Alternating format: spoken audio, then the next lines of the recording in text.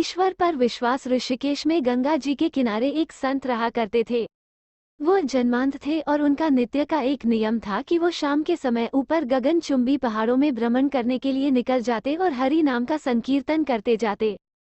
एक दिन उनके एक शिष्य ने उनसे पूछा, बाबा आप हर रोज इतने ऊंचे ऊंचे पहाड़ों पर भ्रमण हेतु जाते हैं, वहाँ बहुत गहरी गहरी खायां भी हैं और आपको आंखों से दिखलाई नहीं देता, क्या आपको डर नहीं लगता अगर कभी पांव लड़खड़ा गए तो?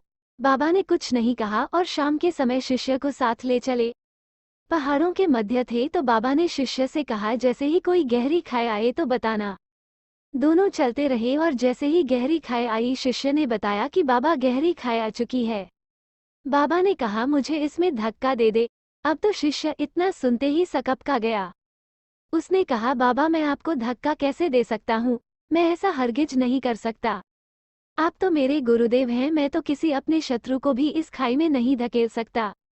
बाबा ने फिर कहा, मैं कहता हूँ कि मुझे इस खाई में धक्का दे दो। यह मेरी आज्ञा है और मेरी आज्ञा की अवहेलना करोगे तो नर्कगामी होगे।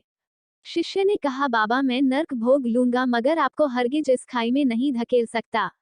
तब बाबा ने शिष्य से कहा, रे नादान बालक, जब तुझ जैसा एक साधारण प्राणी मुझे खाई में नहीं धकेल सकता तो बता मेरा मालिक भला कैसे मुझे खाई में गिरने देगा।